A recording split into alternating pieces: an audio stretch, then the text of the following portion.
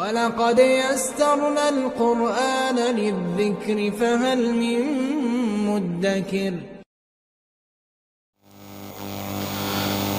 انتہائی واجب الاحترام، قابل صد تکریم و تعظیم حضرات سامعین کرام، بزرگان دین، اللہ تعالیٰ کا ہم پر ایک دفعہ پھر فضل ہوا کہ اس نے ہمیں رمضان جیسی نعمت ایک دفعہ زندگی میں پھر عطا فرمائی۔ یہ اللہ تعالیٰ کی بہت بڑی نعمت ہے، اس کا جتنا شکر ادا کیا جائے وہ کم ہے۔ اس کے اندر ہمارا کوئی کمال نہیں، اس کے اندر ہماری کوئی طاقت نہیں، اس کے اندر ہمارا کوئی زور نہیں۔ بے شمار افراد، بے شمار عزیز و اقارب، دوست احباب گزشتہ سال ان دنوں ہمارے ساتھ تھے، لیکن آج نہیں۔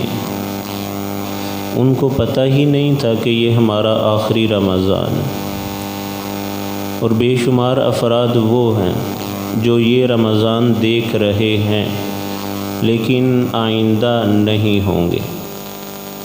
اس وجہ سے جو افراد موجود ہیں، جو یہ رمضان دیکھ رہے ہیں، ہم اللہ کا شکر ادا کریں، اور جو چلے گئے ہیں ہم ان کے لیے دعائے مغفرت کریں۔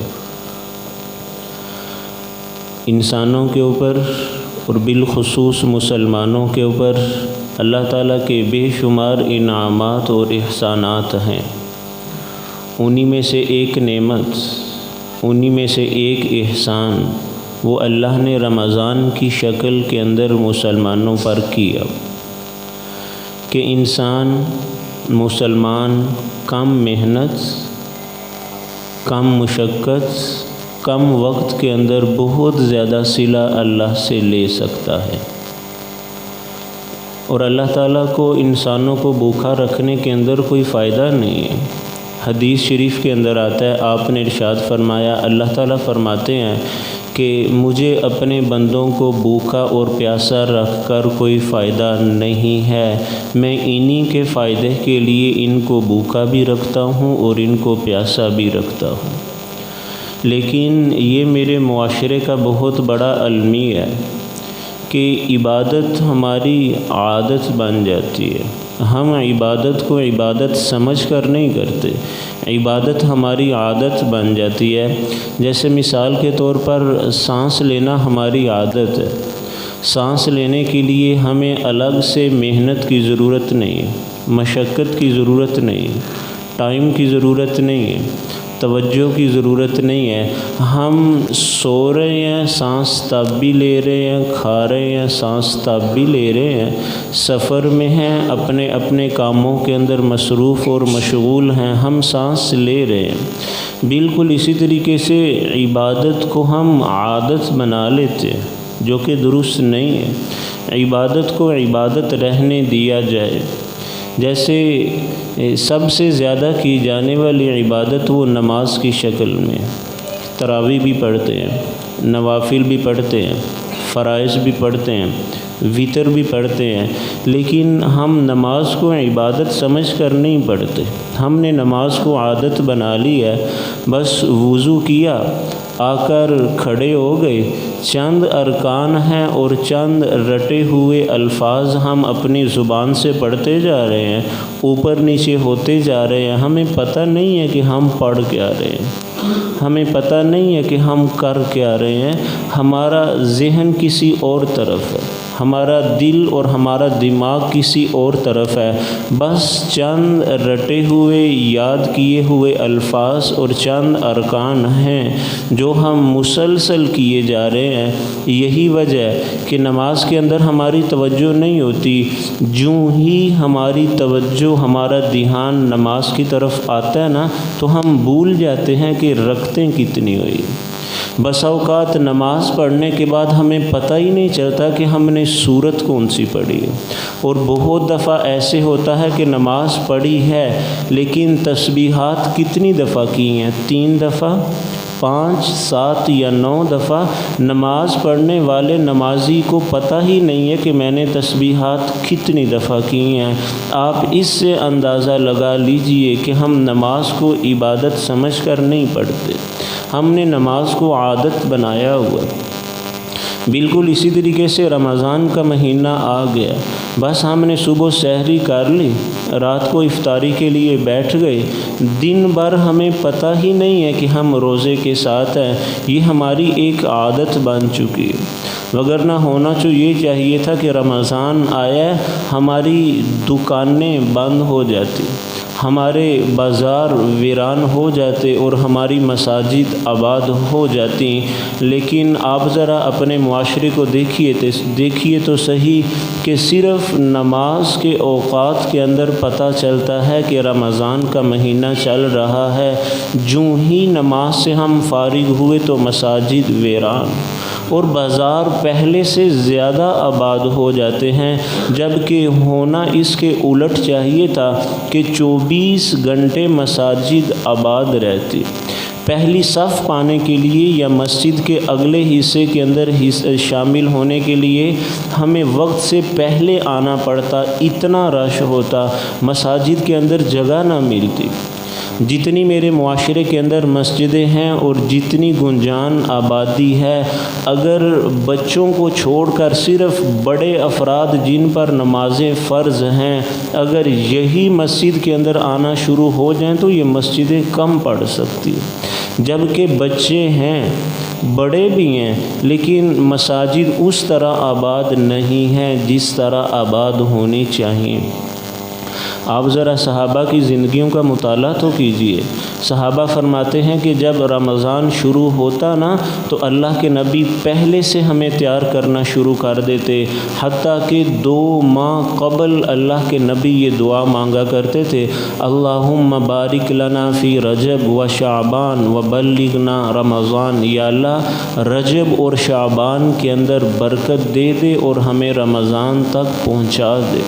اور رمضان کے اندر اللہ کے نبی اتنی زیادہ عبادت کیا کرتے تھے کہ صحابہ فرماتے تھے کہ ہمیں یوں محسوس ہوتا تھا کہ جیسے اب لوگوں کے ساتھ آپ کا کسی بھی قسم کا تعلق نہیں رہا۔ بازار ویران ہو جاتے، دکانیں ختم ہو جاتی، ہر وقت مسجد کے اندر رش ہی رش لگا ہوتا، حتیٰ کہ مسجد نبوی کے اندر جگہ پانے کے لیے ہمیں پہلے گھروں سے نکل کر آنا پڑتا۔ صحابہ کی زندگیاں تو یہ تھی، اور آج ہم اگر اپنے معاشرے کو بغور دیکھیں، ہم اس معاشرے کا جائزہ لیں تو صرف نماز کے 2-4 منٹ کے اندر ہمیں محسوس ہوگا، ہمیں پتہ چلے گا کہ رمضان کا مہینہ چل رہا ہے۔ جوں ہی ہم نماز سے نکلتے ہیں اس کے بعد ہمیں پتہ ہی نہیں چلتا کہ رمضان ہے یا کوئی اور مہینہ۔ اس سے پتہ چلا کہ ہم عبادت کو عبادت سمجھ کر نہیں کرتے، ہم عبادت کو عادت سمجھ کر کرتے ہیں کہ بس ہم نے اپنے بڑوں کو دیکھا، ہم نے اپنے عزیز و اقارب کو دیکھا، ہم نے اپنے والدین کو دیکھا کہ وہ صبح سحری کیا کرتے تھے، پھر رات کو مغرب کے ٹائم افطاری کیا کرتے تھے۔ دن کے اندر معمولات ہمارے وہی ہیں جو ہمارے 11 مہینوں کے اندر ہوا کرتے ہیں، جبکہ ہونا یوں نہیں چاہیے تھا۔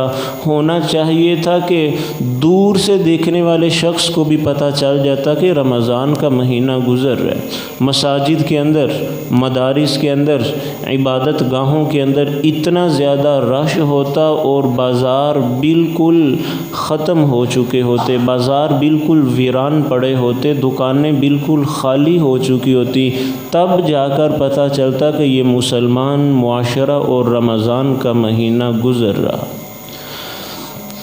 آج کی اس مختصر سی مجلس کے اندر میں صرف آپ حضرات کے سامنے 2 چیزیں رکھوں گا۔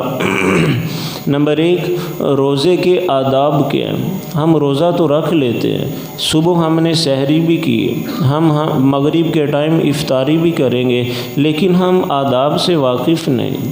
اور دوسری بات مختصراً یہ ذکر کروں گا کہ رمضان کے اندر ہمیں کون کون سی عبادات کرنی چاہیے۔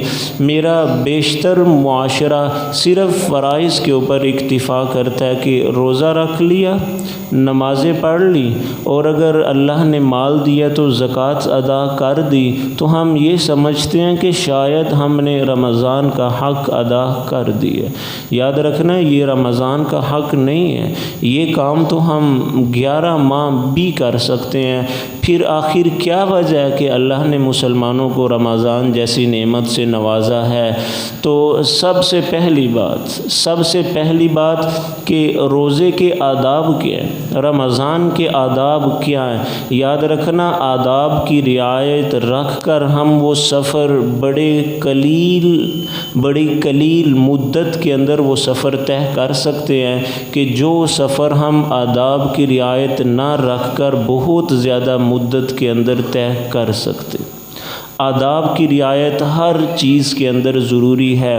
روزے کے آداب علماء نے، مفسرین نے، محدثین نے بے شمار لکھے ہیں۔ روزے کا سب سے پہلا ادب کہ ہم اپنے آپ کو ہر قسم کے گناہوں سے بچا کر رکھیں۔ اللہ کے نبی نے فرمایا من لم یدع قول الزور والعمل به فلیس للہ حاجۃ فی ان یدع طعامہ وشرابہ، کہ ایک آدمی اگر جھوٹ بولنا نہیں چھوڑتا تو پھر اللہ کو کوئی ضرورت نہیں ہے کہ یہ شخص بھوکا بھی رہے اور یہ شخص پیاسا بھی رہے۔ ایسے روزے کو اللہ کی ضرورت نہیں ہے۔ اور ایک اور حدیث کے اندر اسی طرح کا مضمون ہے، آپ نے فرمایا کہ بے شمار روزہ رکھنے والے ایسے ہیں کہ وہ روزہ تو رکھتے ہیں لیکن سوائے بھوک اور پیاس کے ان کے حصے میں کچھ نہیں آتا۔ اور آپ نے اگلے ٹکڑے کے اندر فرمایا کہ بے شمار راتوں کو قیام کرنے والے لوگ ایسے ہیں کہ وہ راتوں کو قیام تو کرتے ہیں لیکن سوائے تھکاوٹ کے ان کے حصے میں کچھ بھی نہیں آتا۔ تو ہمیں چاہیے کہ ہمارا رمضان اور ہمارے روزے ایسے ہوں کہ ہم اس حدیث کے اندر شامل نہ ہوں کہ روزے بھی رکھیں، رات کو تراویح بھی پڑھیں، قیام بھی کریں، لیکن کل قیامت والے دن ہمارے حصے میں کوئی چیز بھی نہ ہو۔ تو روزے کا سب سے پہلا ادب ہم اپنے آپ کو ہر قسم کے گناہوں سے بچا کر رکھیں۔ ہمارے 3 اعضاء ایسے ہیں کہ جن کے گناہ بہت زیادہ ہیں۔ نمبر 1 زبان، 30 سے زیادہ گناہ ہماری صرف زبان کرتی ہے۔ کوئی عضو اتنے گناہ نہیں کرتا جتنے گناہ زبان کرتی ہے۔ علماء نے ایک لسٹ بنائی ہے کہ زبان کے گناہ کون کون سے ہیں، وہ 30 سے زیادہ گناہ بنتے ہیں۔ تو سب سے پہلا عضو جس کی حفاظت بہت ضروری ہے وہ زبان۔ نمبر 2 آنکھ۔ میرے معاشرے کے اندر آنکھوں کا استعمال بہت غلط ہو چکا ہے۔ یاد رکھنا حقیقی دنیا کے اندر جن اشیاء کو دیکھنا اور جن چیزوں کو دیکھنا جائز نہیں ہے، اسکرین کی دنیا کے اندر بھی ان کو دیکھنا جائز نہیں ہے۔ آج ہم نظر نیچی کریں تب بھی ہماری آنکھوں کی حفاظت نہیں رہتی، ہم بد نظری کر لیتے ہیں۔ ہم اگر سامنے دیکھیں تب بھی بد نظری، ہم اگر اوپر دیکھیں تب بھی بد نظری ہے۔ اور بد نظری کا سب سے بڑا ذریعہ اور آلہ جو ہے وہ ہر شخص کے پاس موبائل کی شکل کے اندر ہے۔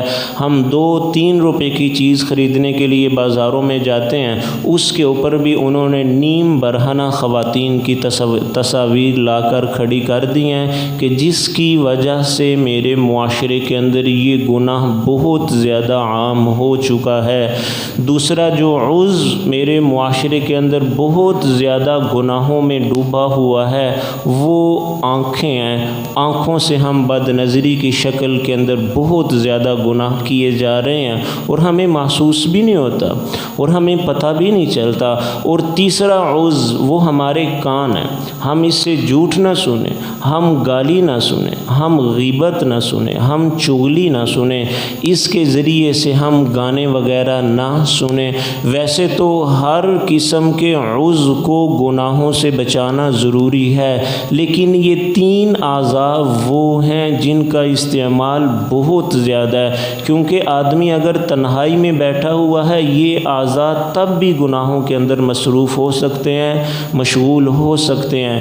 تو ویسے تو پورے کے پورے بدن کو گناہوں سے بچا کر رکھنا ہے، لیکن ان 3 اعضاء کو بالخصوص گناہوں سے بچا کر رکھنا یہ روزے کا پہلا ادب ہے۔ روزے کا ایک دوسرا ادب بھی ہے کہ کھانے کے اندر اعتدال ہو۔ ہم اگر سحری کریں تو اعتدال کے ساتھ، اگر افطاری کریں تو اعتدال کے ساتھ، لیکن ہمارے معاشرے کے اندر اتنی زیادہ سحری کر لی جاتی ہے کہ پھر فجر کی نماز ہمارے لیے بوجھ بن جاتی ہے۔ افطاری کے وقت ہم اتنا زیادہ کھا لیتے ہیں کہ جس کی وجہ سے پھر عشاء کی نماز، مغرب اور تراویح کی نماز ہمارے لیے بوجھ بن جاتی ہے۔ ایک لوگ سوال کرتے ہیں آج کے معاشرے کے اندر کہ قرآن تو کہتا ہے کہ ہم نے روزے اس وجہ سے فرض کیے ہیں کہ تمہارے اندر تقویٰ آئے، لیکن آج تو معاشرے کے اندر تقویٰ نظر نہیں آ رہا۔ تقویٰ کہتے ہیں کہ نیکی کی طرف رجحان بڑھے اور گناہوں سے ہم اپنے آپ کو بچا کر رکھیں۔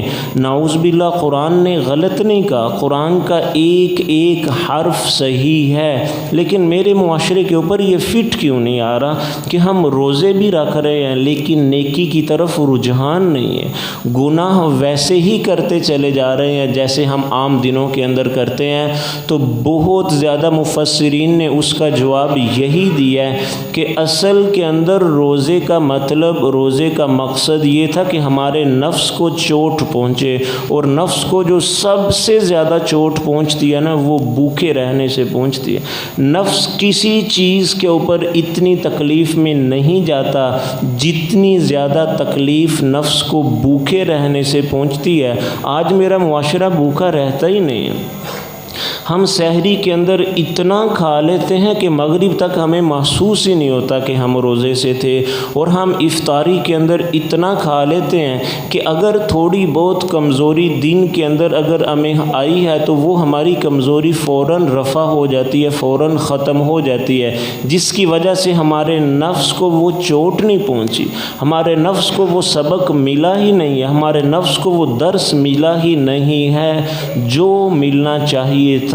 اس وجہ سے یہ روزے کا دوسرا ادب ہے کہ ہم سحری اور افطاری کے اندر اعتدال سے کام لیں۔ اب ہر آدمی دیکھ لے کہ میں نے دن کے اندر کتنی محنت والا کام کرنا ہے۔ اگر کسی نے سارا دن دفتر کے اندر بیٹھنا ہے تو وہ 2-4 لقمے لے لے، تھوڑا سا پانی لے لے، تھوڑا سا پانی پی لے، تاکہ جب دوپہر کا ٹائم ہو تو اس کو بھوک کا احساس ہو، اس کو پیاس کا احساس ہو۔ جب مغرب تک وہ شخص چلا جائے تو اس کے بدن سے، اس کے ہر عضو سے، اس کے چہرے سے بھوک، پیاس اور تھکاوٹ نظر آ رہی ہو۔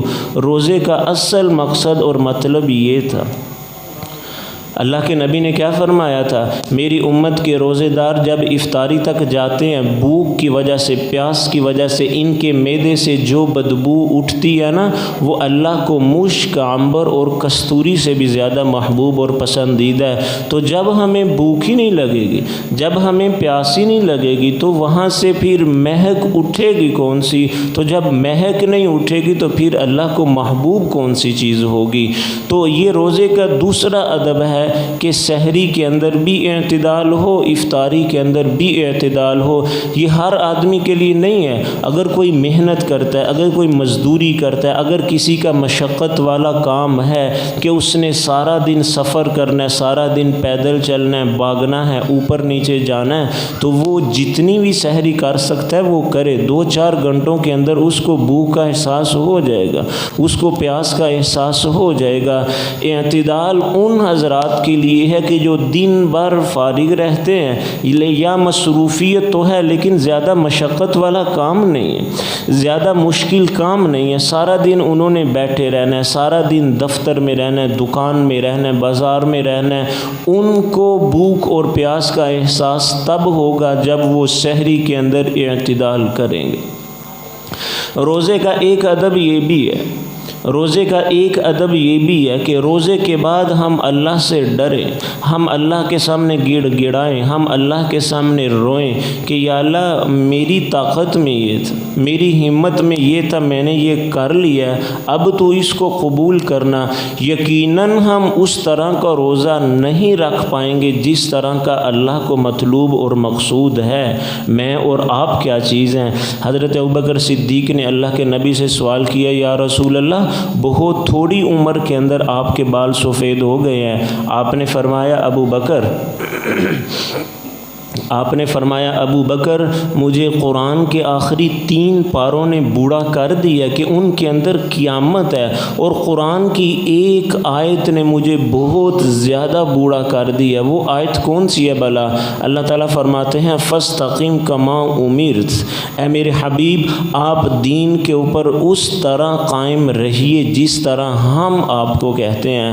آپ نے فرمایا کہ اب اللہ کی منشا کیسی ہے میں نہیں جانتا، میں اس طرح دین کو قائم نہیں کر سکتا جس طرح اللہ نے چاہا ہے، تو مجھے قرآن کی اس آیت نے بوڑھا کر دیا ہے۔ تو جب اللہ کے نبی عبادت اس لیول کی نہیں کر سکتے جس طرح کا اللہ کو مطلوب ہے، اللہ کو مقصود ہے، تو میں کہاں اور آپ کہاں؟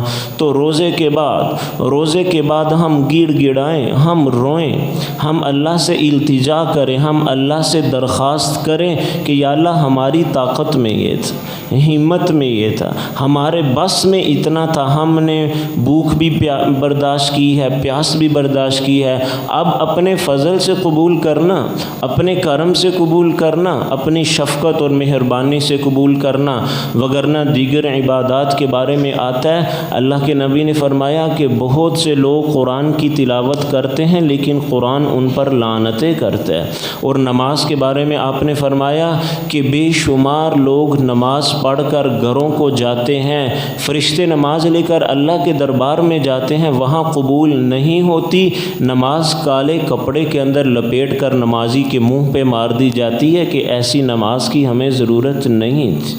تو روزے کا ایک ادب یہ ہے کہ جب ہم روزے سے فارغ ہوں تو ہم اللہ کے سامنے گڑ گڑائیں، ہم اللہ کے سامنے التجا کریں کہ یا اللہ جتنی طاقت، یا اللہ جتنی ہمت تھی وہ ہم نے تکلیف اور مشقت اٹھا لی ہے، اب آگے اپنی مہربانی سے، شفقت سے تو اس کو قبول کرنا۔ اور روزے کا ایک ادب اور ہے کہ ہمیں سحری اور افطاری کے ٹائم معلوم ہونے چاہیے۔ میرے معاشرے کے اندر بہت زیادہ سستی ہے کہ ہمارے پاس کیلنڈر ہیں تو صحیح، لیکن بے شمار افراد کے پاس کیلنڈر اپنے علاقے کے ہوتے ہی نہیں ہیں، وہ دوسرے علاقوں کے کیلنڈر تقسیم ہوتے ہوتے یہاں پہنچ چکے ہوتے ہیں، اور ہر 10 کلومیٹر کے بعد جو نا وہ وقت تبدیل ہو جایا کرتا ہے۔ آج آپ ذرا اندازہ کرنا کہ افطاری کے ٹائم 3-4 منٹ تک اذانیں بھی ہو رہی ہیں، سائرن بھی بج رہے ہیں اور اعلانات بھی ہو رہے ہیں۔ 3-4 منٹ کے اندر اگر کسی نے 3-4 منٹ روزہ پہلے افطار کروا دیا تو روزے داروں کا روزہ خراب ہو جائے گا، اور اگر کسی نے 3-4 منٹ اس کے اندر تاخیر کی ہے تب بھی تاخیر کرنے کی وجہ سے ہم گناہگار ہوں گے۔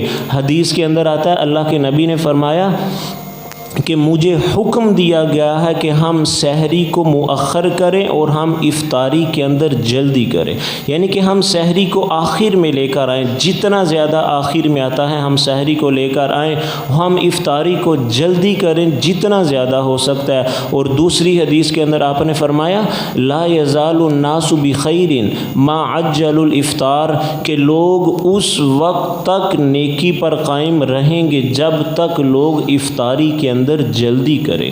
جلدی کا مطلب کہ جوں ہی ٹائم داخل ہوا فوراً ہم افطاری کر لیں، لیکن معاشرے کے اندر 3-4 منٹ تک سائرن بجتے رہتے ہیں، اذانیں ہوتی رہتی ہیں، اعلانات ہوتے رہتے ہیں۔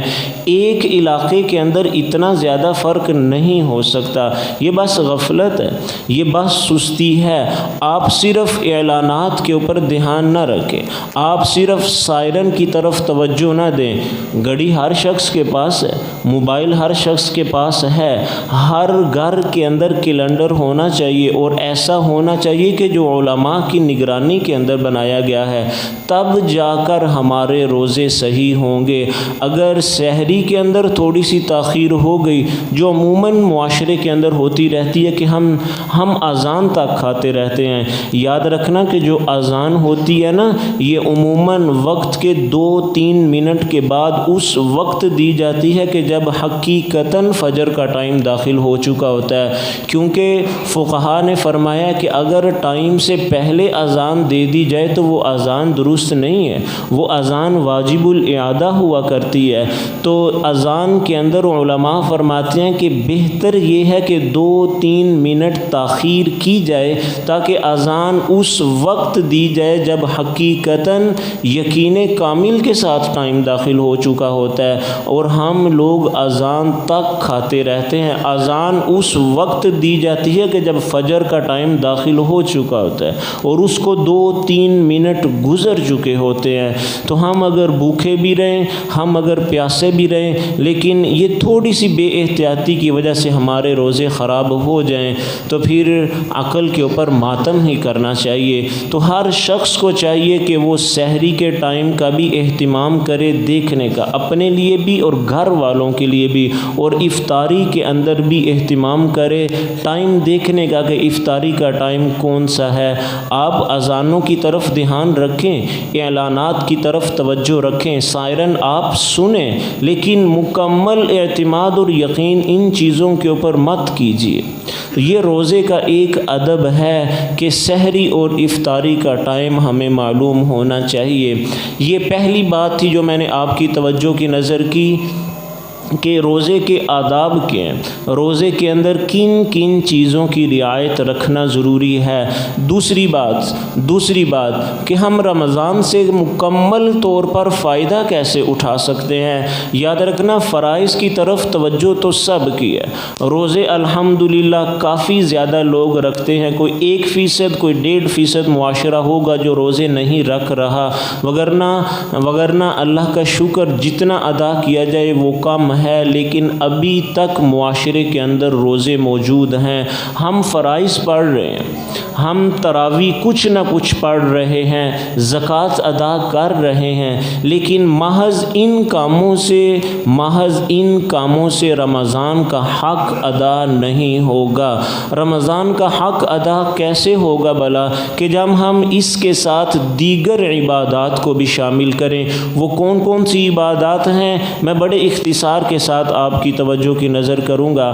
سب سے پہلی عبادت کہ ہم نوافل کا اہتمام کریں، نوافل کا اہتمام کریں، اس کے فضائل بہت زیادہ ہیں۔ اللہ کے نبی نے فرمایا کہ کل قیامت والے دن جب مومنین کی نمازوں کا حساب ہوگا نا، اگر فرائض کے اندر کچھ کمی نکل آئی تو اللہ فرشتوں سے فرمائیں گے کہ دیکھو نامہ اعمال کے اندر نوافل ہیں کہ نہیں ہیں، اگر نوافل ہوئے تو وہ فرائض کی کمی پوری کر لی جائے گی۔ تو دیکھیے کتنی بڑی عبادت ہے نوافل۔ اور پھر نوافل 5 طرح کے ہیں۔ سب سے پہلے تہجد، وہ گزشتہ جمعہ میں آپ حضرات کے سامنے ذکر کر چکا تھا۔ ایک دوسرے نمبر پر وہ ہے اشراق، سورج نکلنے کے 15 منٹ کے بعد یہ ٹائم شروع ہوتا ہے۔ اللہ کے نبی نے فرمایا کہ جس آدمی نے فجر کی نماز پڑھی اپنی جگہ پر بیٹھا رہا، پھر اس نے اشراق کے 4 نوافل ادا کیے، اس کو مقبول حج اور عمرے کا ثواب ملے گا، اس کو مقبول حج اور عمرے کا ثواب ملے گا۔ صرف 4 نفل پڑھنے ہیں۔ رمضان کے اندر تھوڑی مشقت بڑھ جاتی ہے، کیوں بھلا؟ کیونکہ ہم فجر کی نماز تھوڑی پیچھے لے جاتے ہیں۔ عموماً مساجد کے اندر فجر کی نماز آج 5:15 ہو رہی ہے، اور اشراق کا ٹائم جو داخل ہو رہا ہے نا وہ تقریباً 6:30 بجے۔ یہ 1.25 گھنٹہ اگر ہم مشقت برداشت کر لیں تو اللہ کے نبی نے اعلان کتنا بڑا کیا کہ مقبول حج اور عمرے کا ثواب ملے گا۔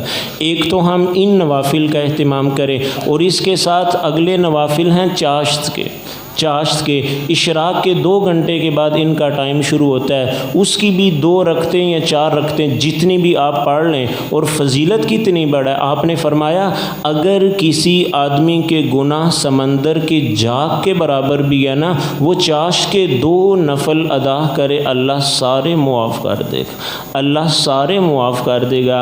آج کے کیلنڈر کے مطابق چاشت کا ٹائم تقریباً 8:30 پونے 9 بجے شروع ہو رہا ہے، اور دوسری حدیث میں آپ نے فرمایا کہ جب مسلمان صبح کو بیدار ہوتا ہے اس کے 360 جوڑ ہیں، اور ہر جوڑ کی طرف سے صدقہ ادا کرنا واجب ہے۔ صحابہ نے کہا یا رسول اللہ اتنا زیادہ صدقہ کون دے سکتا ہے، کون اتنا مالدار ہے؟ آپ نے فرمایا آپ کو آسان حل بتاؤں؟ صحابہ نے کہا جی یا رسول اللہ۔ آپ نے فرمایا چاشت کے 2 نفل پڑھ لینا، سارے جوڑوں کا صدقہ ادا ہو جائے گا۔ 2 نفل چاشت کے پڑھ لینا، سارے جوڑوں کا صدقہ ادا ہو جائے گا۔ یہ تیسری قسم تھی نوافل کی۔ ایک چوتھی قسم ہے اوابین کے نوافل۔ مغرب کے بعد 6 رکعت نوافل پڑھے جاتے ہیں، اور علماء نے آسانی کے لیے فرمایا کہ اگر اتنا ٹائم نہ ہو تو آپ سنتوں کو بھی شمار کر سکتے ہیں۔ 2 سنتیں تو سب پڑھتے ہیں، اور بے شمار افراد 2 نوافل بھی پڑھتے ہیں، تو ان 4 رکعتوں کے ساتھ آپ 2 نفل اور پڑھ لیں اوابین کی نیت سے، اجر کتنا ملے گا بھلا؟ آپ نے فرمایا جس نے مغرب کے بعد 6 رکعت نوافل ادا کیے اوابین کی نیت سے، اور کوئی گناہ نہ کیا اس درمیان، اللہ اس کو 12 سال کی مقبول عبادت کا اجر دے گا۔ صرف 6 رکعتیں پڑھنی ہیں، اور عموماً معاشرہ رمضان کے اندر 4 تو پڑھتا ہی پڑھتا ہے، 2 سنتیں اور 2 نفل، اس کے ساتھ 2 اور ملا لیں تو اللہ کی ذات سے قوی امید ہے کہ ہم اس فضیلت کے اندر شامل ہو جائیں گے۔ یہ چوتھی قسم تھی نوافل کی، اور ایک 5ویں قسم بھی ہے صلاۃ التسبیح۔ اللہ کے نبی نے اپنے چچا سے کہا، حضرت عباس، چچا ایک تحفہ دوں قبول کرو گے؟ انہوں نے کہا جی یا رسول اللہ، کون ہے جو آپ کا تحفہ قبول نہ کرے؟ آپ نے فرمایا کہ پہلے کوشش کرنا کہ ہر روز پڑھنا، اگر ہر روز نہ پڑھ سکو تو ہفتے میں 1 دفعہ پڑھنا، اگر اتنی طاقت نہ ہو تو سال میں 1 دفعہ پڑھنا، اگر وہ بھی نہ پڑھ سکو تو کم از کم زندگی میں 1 دفعہ پڑھنا۔ انہوں نے کہا یا رسول اللہ ملے گا کیا؟ آپ نے فرمایا آپ کے جتنے گناہ ہیں، چھوٹے ہیں یا بڑے ہیں، جان بوجھ کر کیے ہیں یا بھول کر ہو چکے ہیں، سب کے سامنے کیے ہیں یا چھپ کر کیے ہیں، اللہ سارے کے سارے معاف کر دے گا۔ انہوں نے کہا یا رسول اللہ تحفہ بتلائیے۔ آپ نے فرمایا صلاۃ التسبیح کا اہتمام کرنا۔ 15 سے 20 منٹ لگتے ہیں ان 4 رکعتوں کے اوپر۔ بے شمار لوگ آج بھی معاشرے کے اندر ہیں کہ جو الحمدللہ ہر روز پڑھتے ہیں، اور ایسے بھی ہیں کہ جو رمضان کے اندر ہر روز پڑھتے ہیں۔ تو میں بھی کوشش کرتا ہوں، آپ بھی کوشش کریں کہ فرائض کے ساتھ ساتھ ہم ان نوافل کا بھی اہتمام کریں۔ 5 قسم کے نفل ہیں: تہجد، اشراق، چاش، اوابین اور صلاۃ التسبیح۔ اور اس کے ساتھ ایک اور چیز جس کے اندر میرا معاشرہ تھوڑا غفلت کا شکار ہے کہ ہم دعاؤں کا اہتمام کریں۔ ہم دعاؤں کو چھوڑ چکے ہیں، ہم دعاؤں کو بھول چکے ہیں۔ ہم نے 1.5 گھنٹہ کھڑے ہو کر تراویح پڑھی اور جب دعا کی باری آئی تو بغیر دعا کے چلے گئے۔ سارا دن بھوکے رہے، روزہ رکھا، لیکن جب افطاری کی باری آتی ہے تو اس وقت جو خواتین ہوتی ہیں وہ کھانا پکانے کے اندر مصروف ہیں، اور جو مرد حضرات ہیں وہ یا موبائل کے ساتھ کھیل رہے ہیں یا ٹی وی آن کر کے بیٹھ کر وہ مسائل سن رہے ہیں۔ یاد رکھنا یہ کوئی مسائل نہیں ہے، یہ بڑی سازش کے تحت آپ کا جو سب سے محبوب اور آپ کا جو سب سے مقبول ٹائم ہے وہ آپ سے چھینا جا رہا ہے اور آپ کو پتہ بھی نہیں ہے۔ تو ہم دعاؤں کا اہتمام کریں۔ اللہ کے نبی نے فرمایا تھا یہ دعاؤں والا مہینہ ہے۔ اور ایک بات اور بھی ذہن میں رکھیے کہ دعا صرف آپ اس کو دعا نہ سمجھیے، دعا ایک عبادت ہے۔ دعا جیسے نماز عبادت، جیسے ذکر عبادت، جیسے نوافل عبادت ہیں، بالکل اسی طریقے سے دعا بھی عبادت ہے۔ پھر دعا کے لیے چند چیزیں ضروری ہیں کہ جس کی وجہ سے ہماری دعا اللہ کے ہاں بڑی تیزی کے ساتھ سفر کر کے چلی جائے گی۔ وہ سب سے پہلی چیز ہے کہ ہمارا رزق حلال ہو، رزق حرام نہ ہو۔ اگر حرام کی آمیزش ہوئی تو پھر ہماری دعائیں قبول نہ ہوں گی۔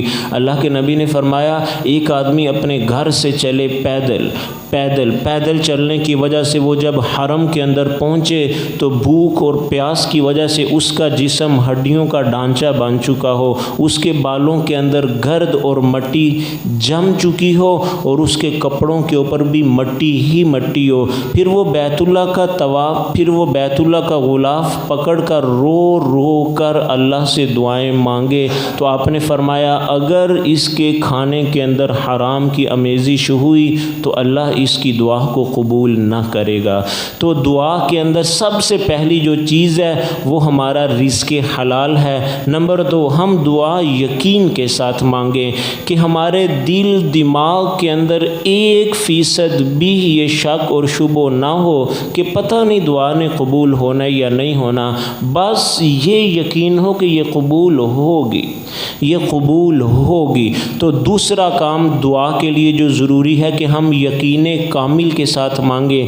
ایک تیسرا کام دعا کے اندر کریں، ویسے تو دعا 24 گھنٹے مانگی جا سکتی ہے، لیکن کچھ ٹائم ہے، جیسے دعا مانگنے کی کچھ جگہ ہیں وہاں پر دعا رد نہیں ہوتی، جیسے بیت اللہ کا غلاف پکڑ کر حتیم کے اندر ملتزم، صفا مروہ، مقام ابراہیم، جیسے یہاں پر دعا رد نہیں نہ ہوتی، بالکل چند اوقات کے اندر بھی دعا رد نہیں ہوتی، جیسے تہجد، جیسے اذان اور اقامت کا درمیانی ٹائم، جیسے زوال کا ٹائم، فرائض کے بعد کا ٹائم، افطاری کا ٹائم، سحری کا ٹائم، اور مغرب سے تھوڑا ٹائم قبل جو وقت ہوتا ہے سارا سال۔ افطاری کے وقت تو یہ والا ٹائم تو صرف رمضان میں ہے نا، مغرب سے تھوڑی دیر قبل پورا سال اللہ تعالیٰ دعائیں قبول کرتے ہیں، جس کو آپ غروب آفتاب کہتے ہیں۔